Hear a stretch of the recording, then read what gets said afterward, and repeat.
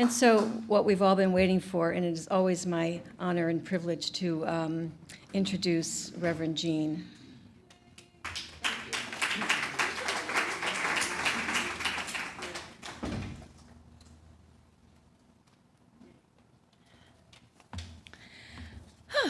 Thank you.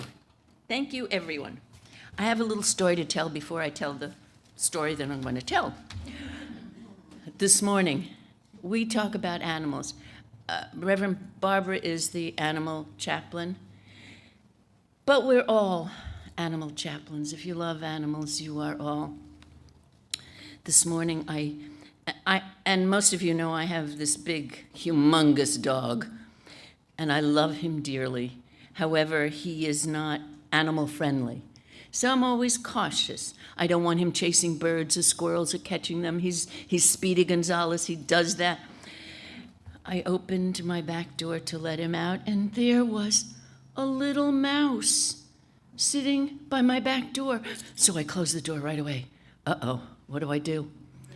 So I shoved my dog back in, and I came out, and I got a plastic container, a round one, and I put it over because it was a little baby mouse.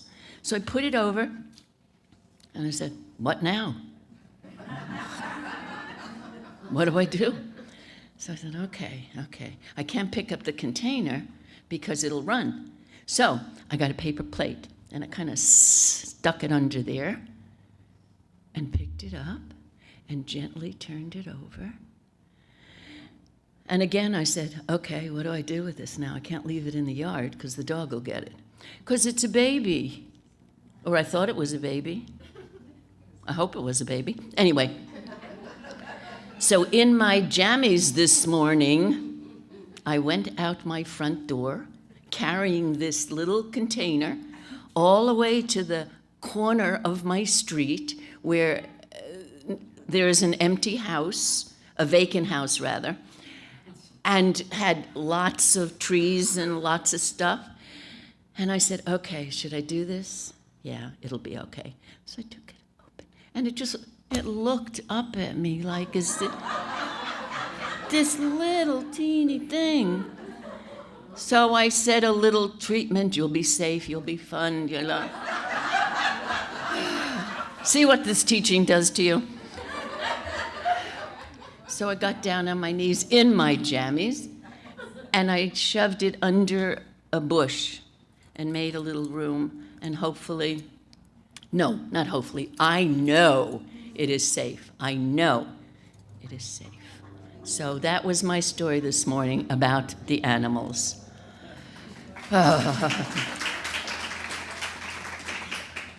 So this morning I'm going to kind of talk about how we create our own lack by believing in scarcity. And that's something that we call the not enough mentality. And we're all guilty of that. Dr. Ernest Holmes said what we need to develop is a consciousness of having. A consciousness of having. And I believe he meant that we need to uncover in our minds what we know is wonderful in our life. You know, so often we just take everything for granted because it's not something that we really want. But we need to appreciate, give thanks, embrace what we have, what we do have. We are vessels, and if we look at it that way, then we can see that we are open vessels in which the universal spirit pours its bounty continuously. Not once in a while, but continuously. If we shut that door, then shame on you. You don't get it. But if you leave it open, the universe opens its heart and soul and love to embrace you. So, Dr. Holmes also said that prosperity is just the out-picturing of substance in our affairs. Now think of that. It's the out-picturing. And everything in the universe works for us. Nothing is truly against us. Life is forever giving of itself. Everything in the universe works for us. So if that's true, wow, we got a lot of people behind us, a lot of energy behind us, right? And he also said that what we must work on is knowing it, yeah, absolutely, believing it, using it, and this is one of the most important things, and passing it on. Think about that, passing it on. Passing it on. He said that success and prosperity are spiritual attributes that belong to every single one of us. Every single one of us. That includes every single one of us that's in this room. No exceptions, no exceptions. Very few of us accept this, and very few of us use this knowledge for our highest good. We have been given wonderful, simple tools, and the tools to use to assist us on our path to happiness and health and success. We have all that we will ever need at our fingertips. We just need to open our eyes and go for it. Now, a few years ago, I don't think I would take that mouse because I was scared to death of mice. Because as a kid, one ran up my sleeve, scared the heck out of me. So yes, that's what I did. But shift your thinking. Change your thinking, change your life. We use affirmations to change the mindset. And those are powerful, powerful. And that's what affirmations do. They change your mindset. They change the mindset. And we use our powerful spiritual mind treatments. Now it all sounds pretty easy, right? And it is. Affirmations, treatments, and practicing the presence. Now what does that mean? Practicing the presence of God within you. Simple. God is within. Practicing that and quieting the mind throughout the day. When you do these very simple things, they will set your life on the right track. And I know we all want that. And it doesn't take a lot. Doesn't take a lot to stop for a few moments and practice the presence. And like I did, when you open that door and you see something that scares the heck out of you, and you close it back, you have to take a deep breath and do it. Open the door and do it. And that goes for everything that challenges you. So we all want to live a life of happiness and health and prosperity and love and peace. And I know that's why you're here. But I also know, because I've been doing this a while, I know you have to do your part. You must do your part every single day. Every single day. We must practice the presence of God. And I'd really like to know how many of you do it every single day. I'm not going to ask for hands, but practicing the presence of God every single day. And it takes a second. I was watching a science program that showed our planet from space. And once again, I don't know about you, but I'm amazed at how it just hangs there in space. Right? Spinning and fulfilling its purpose. Just like us. But if we don't look at things like that and accept things like that, we don't appreciate who we are and where we are. And sometimes that's to the detriment of our day. We have been placed on a beautiful, abundant planet. And think of it. Think of it. There's no scarcity of anything. Of space or food or water or any of the necessities of life. Yet most of us live life with a feeling that there is not enough to go around. And think of that. We have all gone through phases in our lives of wanting and yearning and wishing, and taking deep breaths and saying, why not me? Why not me, right? Maybe we are feeling inadequate. And maybe we haven't taken the time to see the big picture. No matter what it is, no matter how many times we try, we will not understand unless we stop. And that old saying, stop and smell the roses. Take a moment and smell the roses. And when we do that, then we start shifting. It's amazing the things that happen when you do something very, very small. And all of a sudden, it shifts your whole perspective. And I'm going to repeat this again. Me carrying that little mouse that used to scare the heck out of me down to outside to a corner and putting it in a bush, that was like, oh God, thank you. I'm thanking the universe for allowing me to experience that. And that's what we need to do. We thank, and I don't care who you thank, God, Spirit, universe, the moon, the stars, whatever. Thanking, because that gratitude suddenly begins to heal what needs healing. When we begin to learn, and it is a learning process, and understand that we have everything that we will ever need to survive on this planet Earth, in joy, in peace, in happiness, in health, and so on. We have it all. Do we accept it? I don't think so. That's why we keep wanting. That's why we keep asking. Because we have not accepted it. Catherine Ponder, one of the greatest teachers of prosperity and abundance, created an affirmation just for herself, to attract abundance into her life. And she certainly demonstrated the abundance. If you've ever read anything of Catherine Ponder's, any of her books, she has these little books. It's amazing. It's amazing how you can go from there to here in an instant.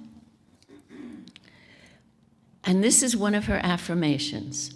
I stir up the gifts of God within me and all around me. I know I am blessed on every hand with happiness, success, and true achievement. And she said that to herself every day, 3 or 4 times a day. Maybe she wrote it out and pasted it on her mirror, but it changed her life. That was her absolute statement of prosperity. I stir up the gifts of God within me and all around me. And I know I am blessed on every hand with happiness, success, and true achievement. Now, all of those words she was putting into her mind, body, and spirit to keep her going. You don't stand there when you're lacking something and make huge statements, I am lacking. You defeat yourself. You are stating that you have it all. And even though Catherine Ponder didn't see it right away, she kept saying it over and over and over, day after day after day. And if you know Catherine Ponder's life, she did demonstrate greatness. And in one of Joseph Murphy's books, he said, God is the giver, and this means that the treasure house of infinite riches is within you and all around you. Within you and all around you. So it's not out there somewhere, it's within you. By learning the laws of mind, you can extract from the infinite storehouse that is within you everything, and not just some things, everything you need in order to live gloriously, joyously, and abundantly.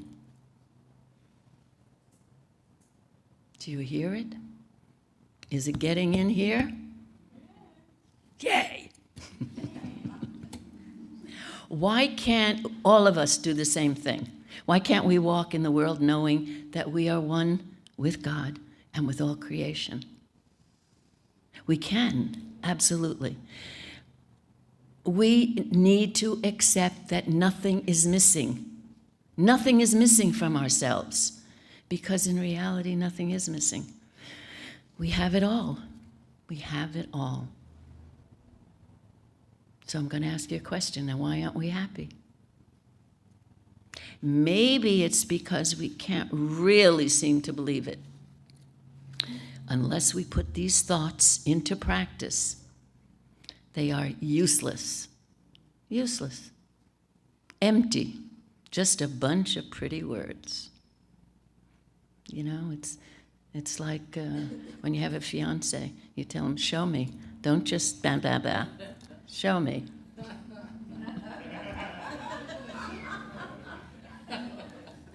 If we don't use these wonderful ideas, these tools to better our lives, then we're cheating ourselves out of the good we could have.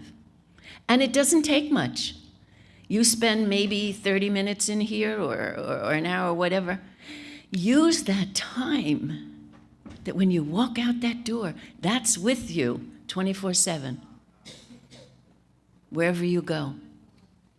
And I think I've said this before, but don't stop me because I'm going to say it again.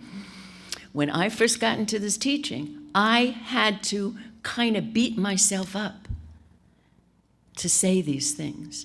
And what I did, and thank God for Post-it notes, I wrote affirmations on Post-it notes. I had them everywhere, on my computer, where I worked, in my car. When I would stop for a light, there it was. There it was. In your books, tell yourself, remind yourself how fabulous you are, that you are a divine expression of God. I am a divine expression. You said it.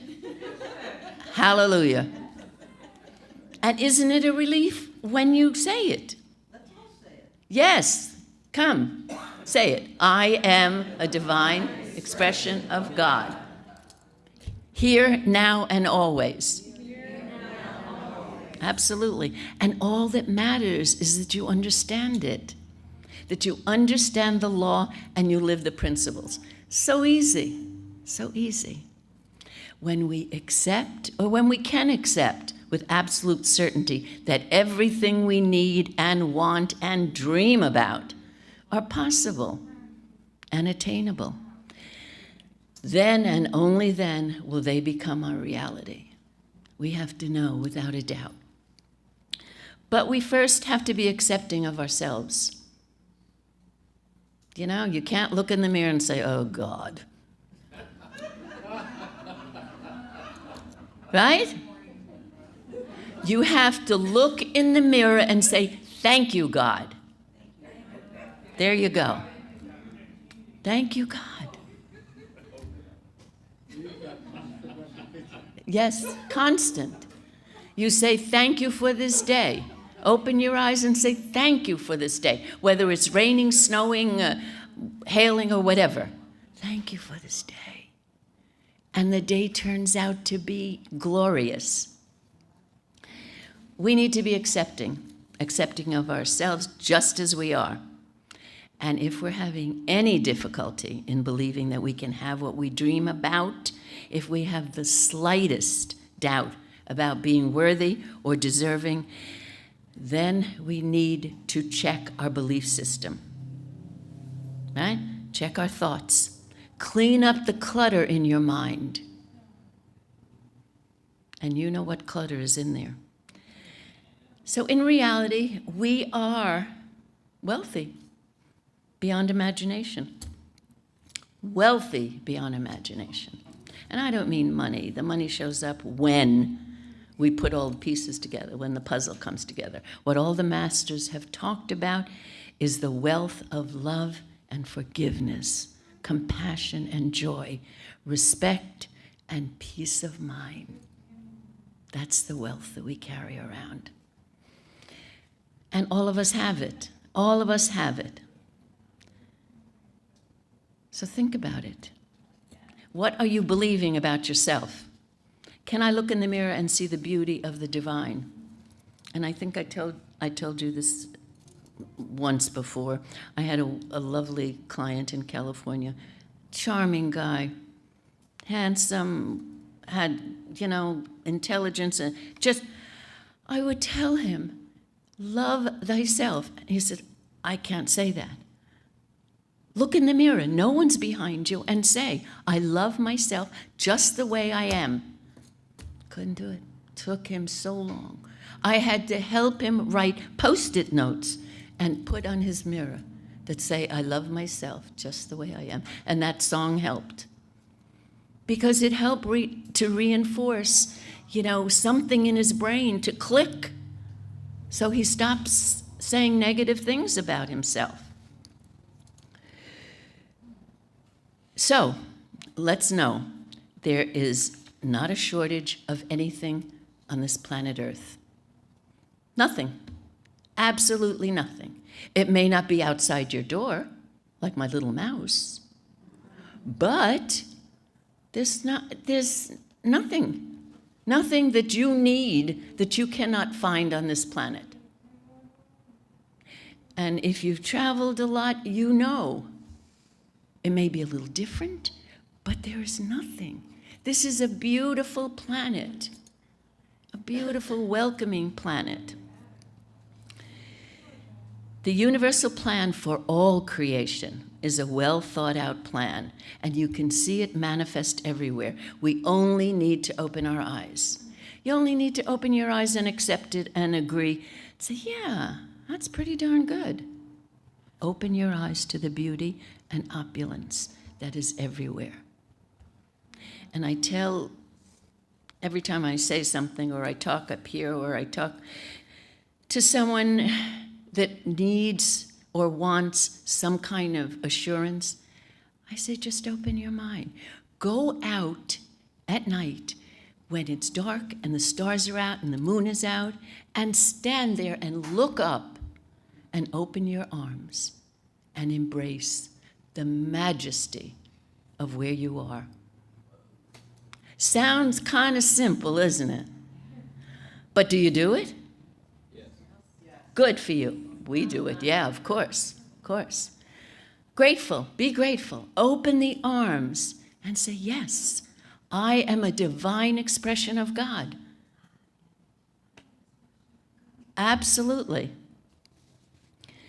And I know some of you have also done an enormous amount of travel like I have. And I've been to many different countries. And I can tell you, each one is different and unique and beautiful and abundant and life-giving.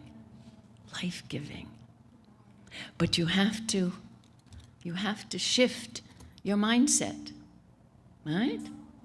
Because there's a lot that would go traveling and kind of complain about every single thing that they see, right? When you go with an open heart and an open mind, wow, what the things that you see and the things that thrill you.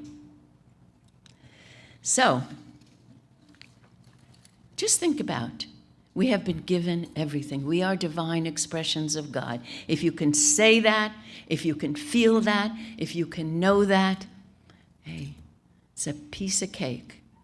Waking up in the morning and knowing that, wow, you have 24, 12, 48 hours, whatever you choose, to be happy, to share that happiness and the peace with whoever you meet, no matter how cranky they seem to be. And I've told you the story about the cigar, the man with the cigar. You know, no matter what someone's giving you, Give back love and peace and forgiveness and joy and compassion. What is the story of the man with the cigar? With a cigar? You never heard that story? Oh, come on. Okay, I'll tell you.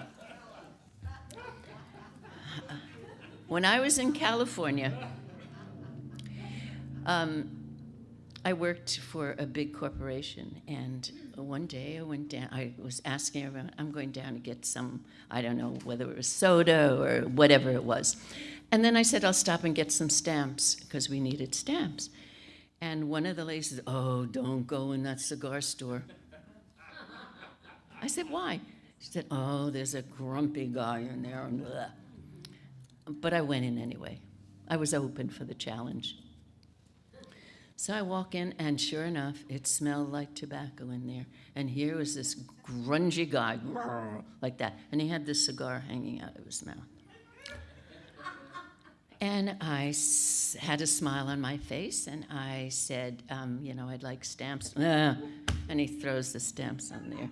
And I gave him the money, and he throws down the money, never handing him, never looking at me. And I made a remark, and I still had a smile on my face, and I was trying to be nice and thank you and please, and he just grumbled. So I said to him, you know something? And he had that cigar. I said, you'd be a very handsome guy if you learned how to smile. Well, he went, blah, blah, blah, blah, and the cigar fell out. And he was so taken back. And so I left. I wasn't going to go in that store anymore. But I did. And do you know what? He smiled. And he didn't have that cigar in his face anymore. See? And I greeted him, and he greeted me back, and he had a turnaround. He must have gone to Science of Mind. You know, you don't, when someone is mean and testy, and that, you don't give back that kind. You give back as much love and peace and forgiveness that you can, and then you get out of Dodge.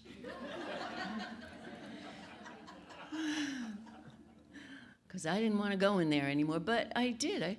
And it changed him. It changed because I think it opened up his mind so that he thought, wow, somebody said something like that to me? I must be terrible. And I'm sure he wasn't a terrible man, but he was such a curmudgeon. Anyway, the great creator of all did not make boundaries. And that was a boundary. Everyone had a boundary. They didn't go near that guy because he was not a pleasant person. But after that, he was. So you can change. You can change not only yourself, which is number one. That's important. Change yourself. But you can change everyone else around you. You can create that aura of love and peace and forgiveness. And one of my teachers in California said, just exude love to everyone you meet. You don't have to take them home for lunch, but exude the love, no matter what they are. So just remember, you are an image and likeness of God. You are an image and likeness of God. The Bible tells us that the cattle on 1,000 hills are yours. The gold and silver are yours, and an abundance of riches is yours now. Not tomorrow, not next week, now. Now is when you open your mind and your heart to receive the goodness. And no one can do it for you. The Lord shall open unto thee his good treasure. The Lord shall open unto thee. And when you say God and I are one, are you believing it? God and I are one. I am one with God. I once told this to someone during a conversation about religion, and he darn near bit my head off. But it didn't change. I repeated my belief, just in case he didn't hear me the first time. God and I are one. And all this one presence, one power, one infinite spirit is right here. It's right here in this room. God and I are one. Above me, around me, in me, through me. It's in all of us. And sometimes I know it's a lot to grasp. God and I are one. Boy, 10 years ago I couldn't have said that. With a straight face, anyway. But now I know. Every day you learn something else. Every day you build up your acceptance and knowledge of the power and the presence of God within you. Every day. Provided you do your work. Right? And that's, thank you. And that's up to you. No one can do it for you. No one can do it for you. You know, and I talk a lot about, I have 3 sisters, but I have one that lives in close proximity to me, like upstairs. And she's been in Science of Mind as much as I have. From California, she went. And sometimes she follows it, and sometimes she does not. And when she does not, she falls on her face and complains. When she uses it, life is easy for her. And I want to say, told you so, but I don't. I don't, because everyone has to follow it themselves. Everyone has to find that path. I can't do it for you. No one can do it for you. Everyone has to follow that path. So, with that, I am going to end this session because I want you to go and have a wonderful day, have a wonderful week. And when I see you next Sunday, I want you to give me a hug and say, you know, this stuff works. This stuff works.